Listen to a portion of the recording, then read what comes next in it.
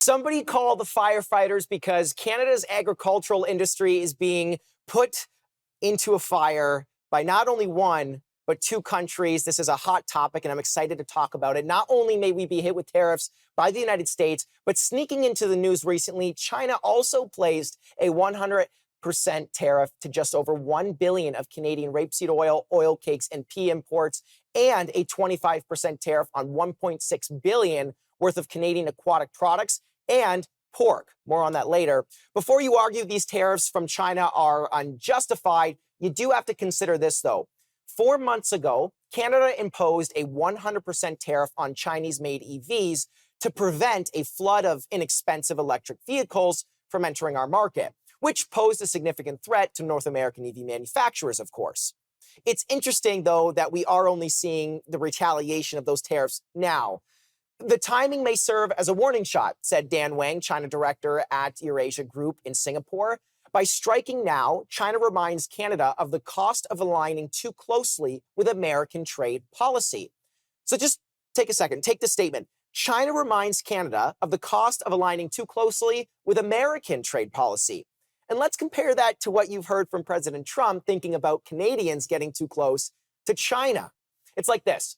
China tells Canada, this is what you get for hanging out too much with America. Meanwhile, Trump warned Canada, careful about spending too much time with China.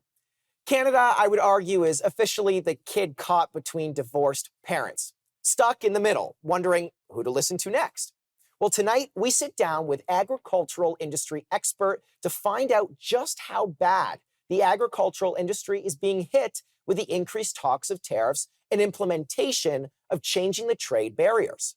Important to iterate, I personally invited the dairy farmers of Canada to speak on dairy products specifically, but they refused, saying this wasn't the right time. Don't worry, I still managed, though, to get a killer guest, Colin Hornby, general manager at Keystone Agricultural Producers, serving farmers across the province of Manitoba. Get this, Manitoba's main exports include pork, 30% in fact of Canada's pork exports, canola as well, soybeans, wheat, barley, oats, and processed meats. Colin, now that we've got the intro out of the way, thank you so much for joining me, man. I appreciate it. Yeah, you bet. Thanks for having me. It's a pleasure. Now, I want to make one thing clear, that there's a diagram that paints the image perfectly, and it kind of represents how integrated our supply chains with the United States just are. Let me ask you this. Why is it that that's the case? Like, why do we see that as the case? Why are they so integrated? Well, firstly, that diagram you put up, actually, I know that picture. It's from the Canadian government website. We were down in Iowa, and that picture was handed out everywhere for people to see at an event where we were talking about the integration of the supply chain and how each country works together really to provide each other with complementary goods to make everybody better. Everybody's tummy's full, and pay every farmer on either side of the border. So yeah, I think just over the years, it's kind of worked that the supply chain has become integrated. It just makes sense to grow certain products or raise certain products in Canada more than it does in the U.S. and vice versa, for a whole wide variety of reasons. I mean, obviously, we can't grow certain things here in the winter, and California grows them, so it's best to bring it in from there where it's hot because we otherwise some things will grow in a greenhouse here, right, for vegetables, but otherwise it's coming a lot from warmer places. So that's just kind of one of the reasons, I guess. And then another is, sometimes it's cheaper for cattle to spend time up in Canada just because the dollar. It's a lot cheaper for farmers down there to have their animals feeding up north here. So yeah, it's a whole wide variety of reasons.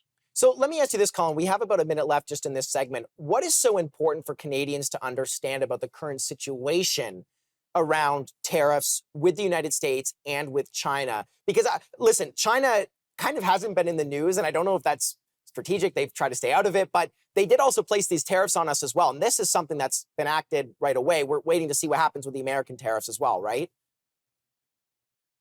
Yeah, so the American tariffs are like following the bouncing ball. We've really had a bit of a hard time figuring out over the past few months. First they're on, then they're off, then they're on, then they're off, then they're on. Only a small part of things, and even with these April 2nd ones, we don't know what's going to happen there. It's part of a broader approach to trade that the U.S. has now, where they're sort of looking for fair trade, trade fairness instead of free trade is kind of how they're looking at it. So, I mean, what people should really know, I mean, we look at Manitoba alone, we're exporting $9.3 billion a year in agricultural exports into the US, and we're importing a whole bunch as well. So, they're 46% of our export market in agriculture. So, this is huge, right? We're talking big dollars. The pork sector alone is responsible for, I would say, it's about 22,000 jobs, according to some reports that have come out recently from Colin, Manitoba I've got Ports to jump in Industry. here So, really quick. I've just got to cut you off. We're going to jump into the next yeah, segment, no, but I'm no. going to let you finish your thought here in this next segment. We'll be right back.